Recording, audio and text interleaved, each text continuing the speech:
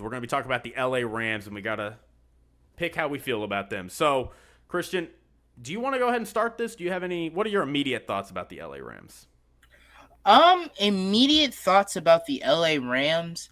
I have been not the kind of the LA Rams skeptic. You have been kind of the believer in them. I've been personally a 49ers fan. Can't wait to talk about them. But they have a solid squad.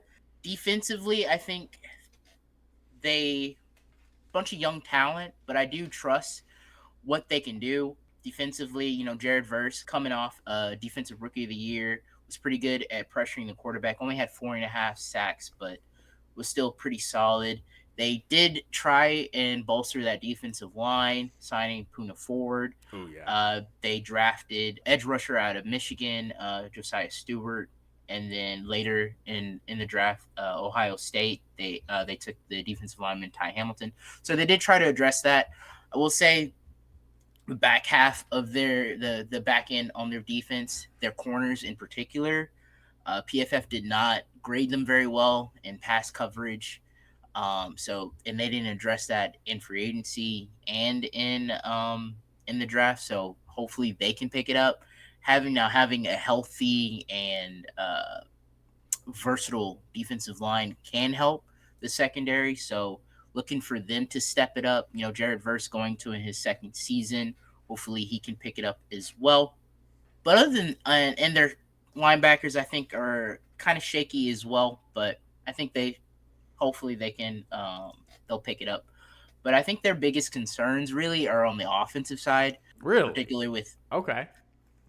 defense, obviously on the defense, but I think they got to be better on offense, particularly with their offensive line and their 37-year-old quarterback in Matthew I see what you're Stafford. saying. I see what you're saying.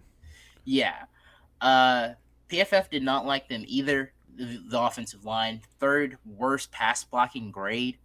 They Wow. had a lot of injuries going in with that. They did suffer a lot of injuries to that offensive line, so hopefully they can play better. Matthew Stafford, I don't know if you heard the news, he's dealing with an injury right now, Yeah, or that some was back like a few soreness. weeks back soreness. He was injured into last season. Now they did lose Cooper Kupp, but their biggest free agency was Davante Adams. I do like this signing for them, pairing him with Puka Nakua. They still have Tutu Atwell. I like their running backs. They need to get better and protecting, Matthew Stafford, especially on third down. That's where they struggled a lot last year, like on medium to long third downs. They didn't convert very well. Matthew Stafford's stats have been going down in his old age. A huge thing. I'm not going to go into all the stats because like my eyes kind of glazed over, but within the 10 to go, struggled a lot, and they used a lot of 11 personnel. I think they're like the number one Oh, by far. By team far. in the league that uses 11 personnel, and their conversion rate on that was just not great. Throw some other stuff in there. Stop trying to throw the ball and having your three wide receivers get in there between the tackles, my man. I mean, it's that's their identity. I mean, that's what Sean McVay wants to run. Sean McVay. I mean, they are going to lean on their receivers more than any other team in the NFL. And you had a lot of the stuff I wanted to talk about. There were some strange coaching things from last year. You talked about the third downs, particularly third and medium or more. Another couple things though was their goal to go situations. They oddly, I mean, we think of Sean McVay as kind of a great offensive mind. They made like no adjustments throughout the year on their goal to go situations. They ran 11 personnel in goal to go situations 91% of the time. The league average Crazy. in goal to go 11 personnel is 55%, and second place was like 73%. So I mean, they are a mile apart in how much they're running that. And the data is pretty clear that 11 personnel, which for the record, by the way, is when you're running three receivers, one tight end, one running back, it's not great in that area of the field. The other area that they struggled were opening drives. That is an area that Sean McVay has been great in, but last year they were terrible. They only had 30 points in the first quarter all year long, 31st in the league. Compared like last year or 2023, they had like 4, I Yeah, believe. exactly. That's what So it said. they've been really good in those spots. I expect those things to be kind of fixed to a degree because, I mean, again, I think we trust Sean McVay. Matt Stafford's obviously a huge vet. I think the biggest concern for him is if he can stay healthy. He's already dealing with an injury now. But barring that, I think they'll be fine. I did want to hit on their defense a little bit. You hit on some of the things. You know, they drafted, obviously, you talked about Jared Verse, Defensive Rookie of the Year, led the league in pressures. Braden Fiske got third in Defensive Rookie of the Year last year. He was fantastic. He had 8.5 sacks, which led the team. And then Kobe Turner was he was in his second year last year. By my count, somebody can fact check me. I think he was tied for second last year among defensive tackles and sacks. He had 8.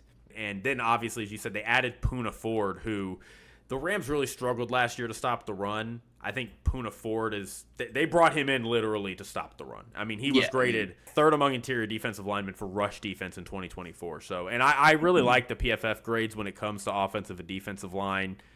It's just when you're watching it, it's easy to tell what the assignment is. You're obviously trying to get into this gap, and you're trying to defend this gap. It gets a little dicey when you're talking about corners and receivers and who ran what route and what is the concept. And I think that makes it harder to grade at PFF. But nevertheless, I mean, again, like offensive, defensive line, those are very reliable grades. They're very simple concepts. You can tell what they're trying to do. So when they say Poona Ford was one of, if not the best interior defensive lineman at stopping the run last year, I trust it. So I like the Poona Ford edition, but I feel actually a little opposite of you because defensively is where my questions are, right? Like you look at them defensively, even in the back half of last year, you know, when they were supposed to be great, they really weren't. They were still pretty middle of the pack throughout the entire year. There was never a stretch of games, even when they were winning, that you looked and saw, man, this defense is like elite at getting at the quarterback or elite at pressure. I mean, they were pretty middle of the pack consistently. True. You know, 21st in sacks, 17th in pressure rate. They were not good at stopping the run, 24th in yards per attempt. They were near the bottom in several pass defensive categories. And I feel like there's this assumption that's baked in about this team that, well, this defense is clearly about to take a step forward, though. You're about to see that. And maybe, look, maybe? I'm not saying it's not going to happen. I'm just saying I don't really see, outside of having some nice young studs on the defensive line, which they do. I mean, their defensive line is nice. Like, it's a nice defensive line. Their linebackers are not that great. You know, they've never really prioritized their linebackers. You know, they have Nate Landman coming in here, and he's going to be their Mike. It looks like he's wearing the green dot in training camp. But they don't prioritize corners or safeties. They've kind of built their secondary as, like, solid, not great. They're just going to kind of hold down the fort and do the job. And it seems like they're going to really try to rely on their defensive line to create the havoc that the back end of their defense needs to kind of succeed. And I just don't, I'm not saying I trust it completely. I'm a little skeptical of it. I still think this team is going to be really, really good, even if this defense is middle of the pack. And I'm not saying they'll be middle of the pack, but even if they are, I think this team will be good. But I will say, if I'm wrong and this defense does take a step forward, I think this is a Super Bowl contender. I really do. Because, and this gets to the point where I think we're going to disagree, I love their offense. I am a big believer in their offense. They signed Alaric Jackson to an extension. I do love how they're building their O-line, prioritizing resources. They drafted Terrence Ferguson out of Oregon, so he very well will probably end up being the starter over Tyler Higbee at the tight end spot. And the Davante Adams signing, I'm going to say it, I think it was one of the best signings any team made all season long, all offseason. I loved it because it fit. Davante Adams fits so well in what this team is going to try to do. First off, he's obviously an upgrade over Cooper Kupp in terms of just skill and health-wise. Yeah. I mean, it hurts to... Yeah. I mean, really Cooper Kupp had a nice time in the sun, but Davante Adams is a real deal. And it's easy to forget, Davante Adams was actually top 5 in multiple passing categories last year during his time with the Jets. Now, I get it, Aaron Rodgers is going to throw him a lot, but nevertheless... This is where I think it'll really help, though, going back to what we're talking about with the 11 personnel. Davante Adams is a menace in the red zone. He is routinely in the upper tier of red zone targets and production.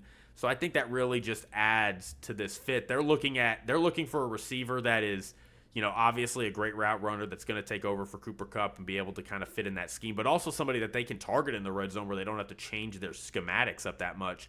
And I think Davante Adams fits that perfectly. So and also Kyron Williams, he struggled in yards per carry, but I mean, he still ended up with 1,500 yards almost.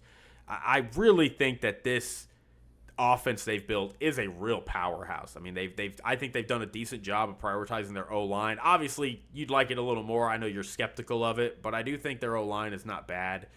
I love the Terrence Ferguson addition. It's just another weapon and maybe even better than Tyler Higbee.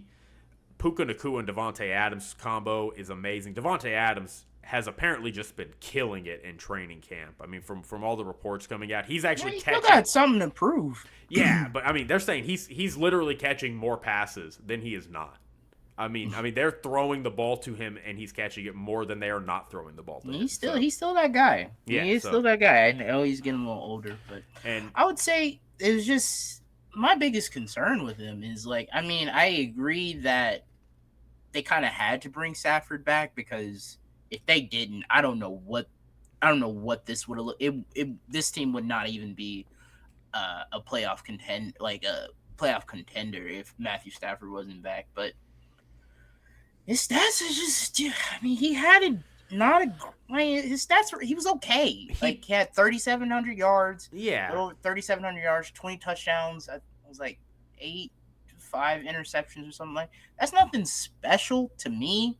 And if he's already kind of injured in training camp, I do think this team is gonna be good. Yeah. Don't get me wrong. They went 10-7. We'll talk about their what we think they're gonna do what they're gonna do this season. I think they are right now at 10.5. I have them at 9.5. It could be 9. 10.5. I think it might be 9.5. 9.5. All right, so they're at 9.5. I mean, that's about where they're gonna be. 9-8, 10-7. I think that can win you the division. We'll talk about the other teams there.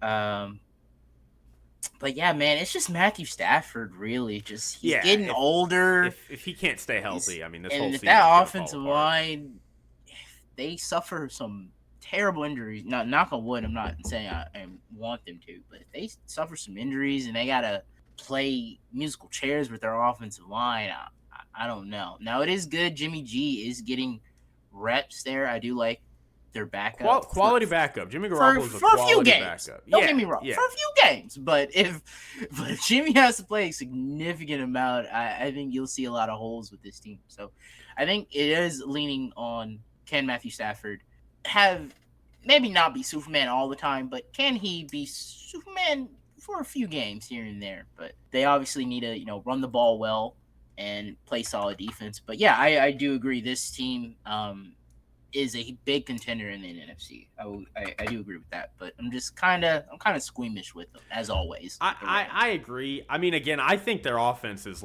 assuming health, which you never know. Health is crazy. I mean, but assuming health, this offense is a lock to me. We even saw last year as they got healthier on the back stretch when Cooper Kupp and Puka Nacua both came back. Their offense was really good. I mean, their pass game was solid. I think they need a little bit of help in shoring up, making sure their run game is a little more consistent, but I expect that to happen. To me, the 9.5, I would lean over. I think this is a 10-11 win team. They've been 10-7 their last 2 seasons. If this defense hits, though, and again, that's a big if because I'm not convinced it will, but if it does, I think you have a 13-win team right here, and I think you could have a team that really is competing for the 1 seed, is a real contender, 12-win team. Now, I will say about that, their schedule, first half of their schedule, they got the Texans at home. Okay, Texans made the playoffs. Got the Eagles week 3 on the road. Brutal. San Fran week 5, and then Baltimore in week 6. They do have an early bye, but after that it kind of gets a little easier on the back half. I think Could their be biggest classic Rams season. Start out slow and then hit the turbo at the back half of the year, go 6-2. I mean, their back half of their season's probably one of the easiest the only teams that made the playoffs last year were the the Bucks and the Lions. They have another game against the 49ers. They play the Saints, Seattle, Carolina, and Arizona twice. If they can get out of that their initial maybe being like they can get out of there 4-3, 3-4, then yeah, we're cooking. They're cooking, and with that week 8 bye. Yeah, I feel that. I think the floor for this team is really 9 wins. Again, assuming health. And maybe health, like, there are certain teams where it's like, well, we can assume health generally, but not for, like, this team. Matt Stafford at 37. They don't have amazing depth in a lot of places. I mean, again, Jimmy Garoppolo's definitely not a bad backup, but, like, I think barring health, at worst, this is a 9-10 win team for me. So I would lean the over. If this defensive line can't eat, can't get pressure, can't stop the run, and we're looking at kind of a middle-of-the-pack defense bolstered by a great offense, that's 10-11 wins. If this defense is clicking, I think this offense is going to click. I will watch out for the Rams. But, again, I am not convinced that this defense is just going to ascend to this top 5 statue. We have a lot of really good defenses this year. That could ascend, and I just look at the Rams I think and one in this division. Yeah, we do. Yeah, we got one. They to me leave a little bit to be desired on that. So